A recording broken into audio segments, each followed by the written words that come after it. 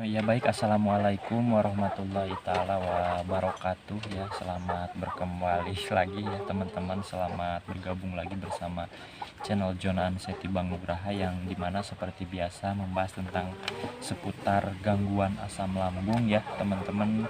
Kemudian anxiety disorder atau kecemasan yang berlebih ya teman-teman. Kemudian GERD dan psikosomatik. Nah, jikalau memang ada yang bertanya apa itu hubungannya keempat itu dari anxiety, kemudian gangguan asam lambung, kemudian GERD dan psikosomatik, alangkah baiknya kalian tonton video saya sebelum-sebelumnya ya teman-teman, karena video-video ke belakang itu sudah saya terangkan dan saya jelaskan ya teman-teman, apa dan mengapa semua itu berkaitan ya teman-teman, seperti itu. Nah, kemudian sebelum melanjutkan ke pembahasan, untuk yang baru bergabung ya, tolong di subscribe ya channel Jona Anseti Bang Nugraha ya teman-teman, seperti itu. Dan jikalau memang kalian suka dengan video saya, tolong di like ya. Jikalaupun tidak, ya terserah ya teman-teman, seperti itu. Dan untuk yang berbaik hati, tolong di share ya video atau penyampaian saya jika bermanfaat ya teman-teman, karena di luar sana banyak teman-teman kita yang masih dalam proses penyembuhan ya teman-teman, seperti itu. Dan siapa tahu dengan adanya motivasi saya, kalian atau yang sedang mengalami kecemasan yang berlebih atau anxiety disorder secepatnya berlalu ya teman-teman, amin ya robbal alamin, seperti itu teman-teman. Nah, untuk pembahasan di video kali ini teman-teman, mengenai berkaitan antara anxiety disorder, kemudian gangguan asam lambung ya teman-teman, dan macam sensasi ya, ada beberapa seperti itu teman-teman. Nah, saya kembali lagi di sini ya teman-teman, setelah beberapa hari saya tidak upload, dan sementara saya sibuk ya teman-teman, menyibukkan diri seperti ini nih. Nah, seperti itu ya teman-teman, membuat kandang ayam ya kemarin tuh, karena ingin memelihara, karena saya suka gitu ya, seperti itu, melihara ayam. Nah, baik teman-teman semua, untuk pembahasan kali ini saya tidak panjang lebar dan tidak jauh ya seperti pembahasan-pembahasan sebelumnya. Saya hanya memberikan motivasi, kemudian dukungan ya kepada kalian supaya lebih giat lagi untuk menuju pemulihan ya teman-teman, seperti itu. Nah, di sini apa itu anxiety disorder ya? Nah, saya akan jelaskan lagi kepada kalian, dan lebih rincinya tonton video saya ke belakang ya. Anxiety disorder ya teman-teman. Nah, anxiety disorder ini yaitu kecemasan yang mengganggu keseharian kita ya teman-teman, kecemasan yang sudah tidak normal ya, bukan kecemasan yang pada umumnya ya teman-teman, seperti itu. Tetapi di sini kecemasan yang mengganggu aktivitas kita sehari-hari ya teman-teman, seperti itu. Aktivitas keluar rumah, kegiatan ya teman-teman, seperti itu.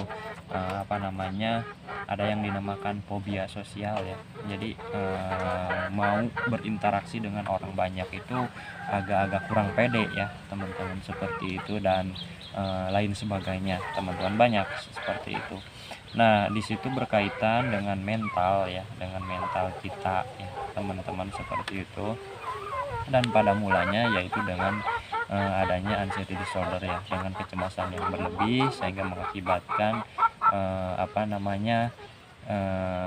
asam lambung yang tidak normal dan mental kita down ya teman-teman, bisa dikatakan seperti itu.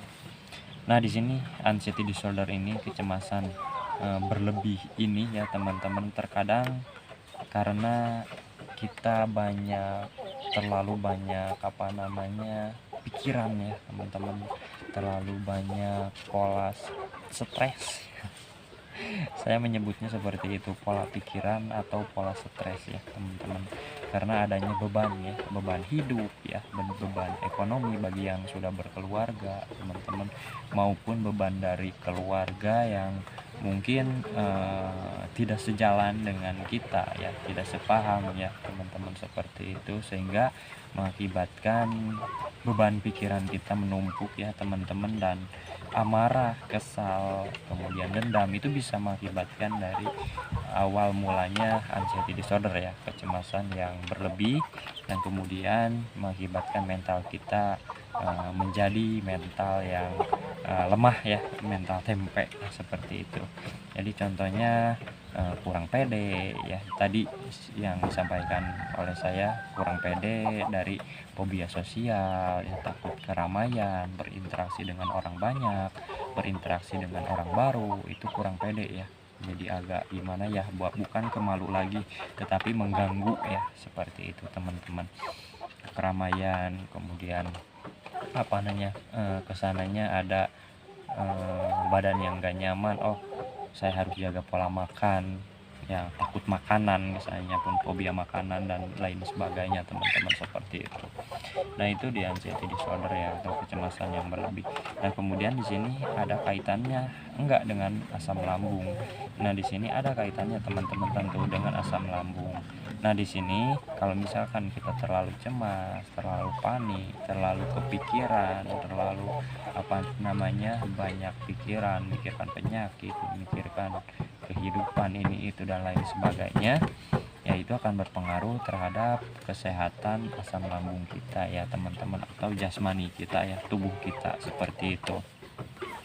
Nah contohnya kalau misalkan kita terlalu cemas, terlalu panik ya, asam lambung itu ya menyemprot ya teman-teman, lebih banyak cairannya ya teman-teman, itu kadar cairannya bisa lebih banyak sehingga mengganggu ke dada, terasa panas, kemudian ke tenggorokan terasa mengganjal ya, kemudian kalau misalkan bangun tidur pun terasa pahit ya teman-teman, air ludah itu ya kering, kemudian ke gusi-gusi gigi itu cepat cepat, kalau bahasa saya ompong ya teman-teman, gigi itu cepat bolong-bolong, seperti itu dan lain sebagainya, karena asam lambung itu ya bisa dikatakan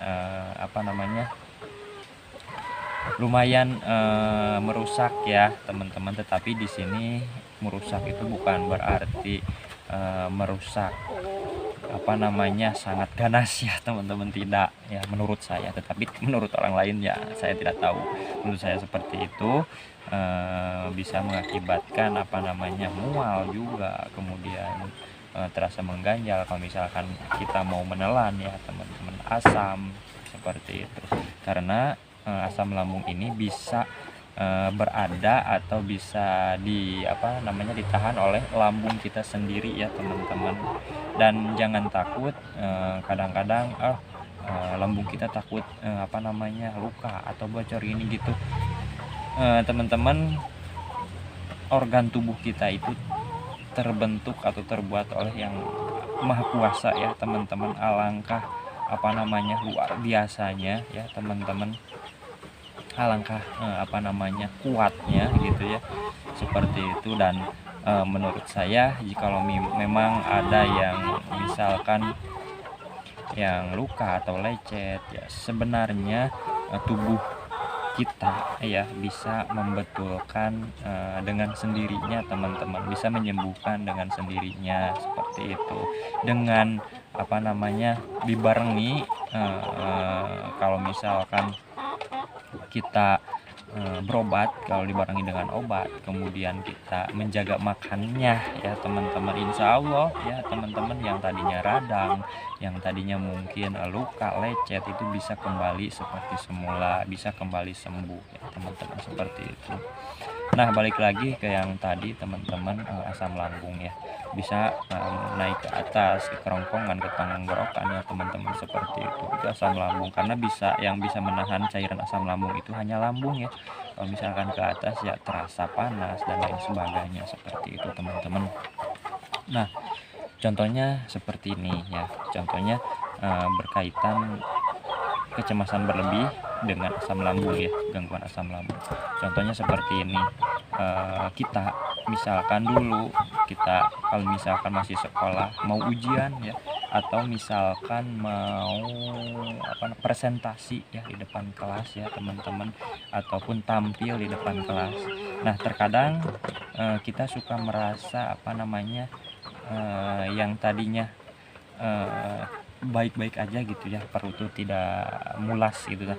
Nah kalau misalkan mau menghadapi itu ya, kita kan berpikirnya aduh saya harus tampil maksimal, saya maluin nggak ya kalau misalkan tampil. Nah sebelum kita tampil itu terkadang kita berpikiran ke sana, banyak pikiran ke sana ya teman-teman, saya harus perfect ya, saya harus bagus gitu teman-teman. Nah terkadang kita berpikir negatif juga, aduh takut tidak memuaskan, aduh takut malu-maluin ya, seperti itu. Nah sehingga timbul rasa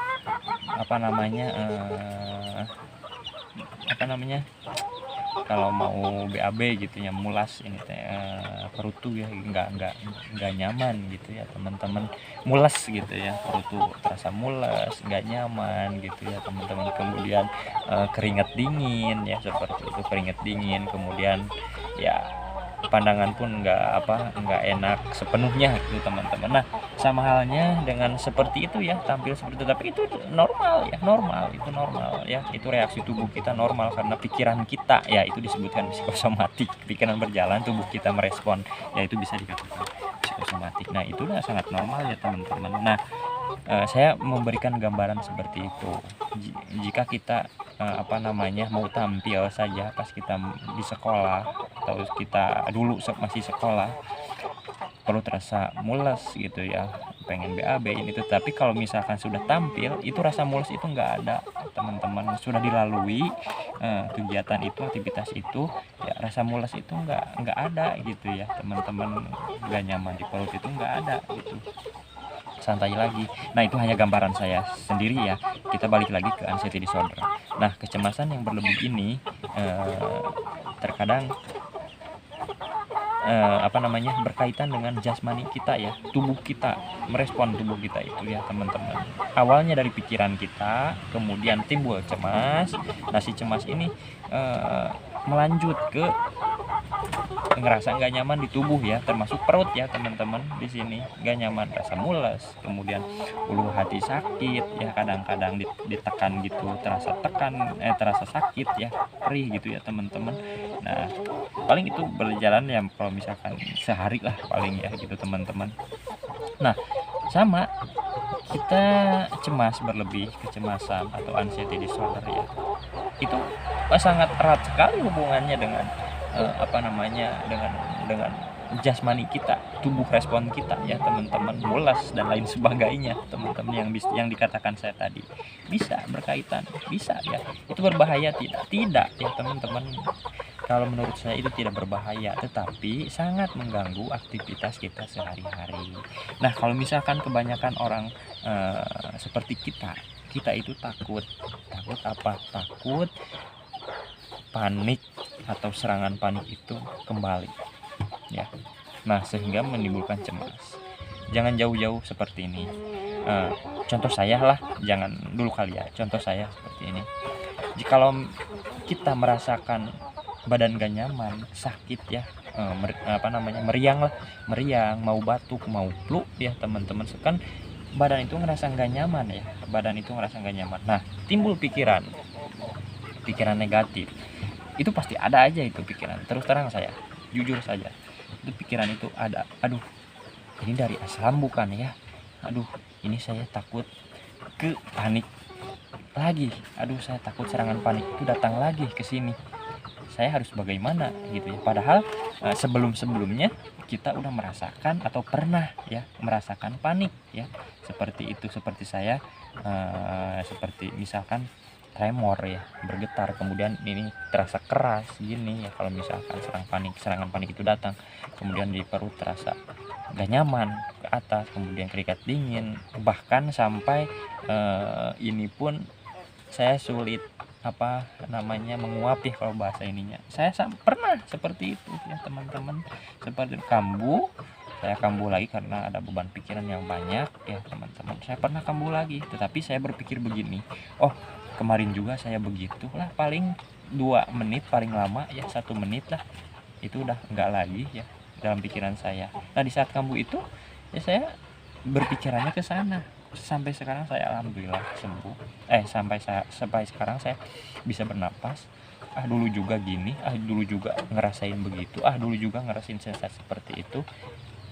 Ya alhamdulillah sampai sekarang kalau misalkan ada sensasi ini itu saya disadari ya, dulu juga pernah, dulu juga pernah. Nah, kalau misalkan ini lebih ke solusi ya. Saya meriang, saya mau batuk. Ini saya meriang kemarin juga saya seperti ini. Kalau misalnya takut ke panik ya kemarin juga panik yang gak apa-apa. Nah ke solusi beli antangin ya, kalau ini ya kalau masuk angin meriang saya lebih ke situ, kemudian air hangat ya, madu, saya lebih ke solusi, kemudian diam dulu sejenak, tenang dulu, santai dulu ya, nanti juga terlewati. Seperti itu teman-teman ya. Tidak dipungkiri ya teman-teman, tidak dipungkiri saya pun merasakan seperti itu. Jadi antara anxiety disorder ini dan kecemasan berlebih ini dan gangguan pada asam lambung ini sangat erat berkaitan.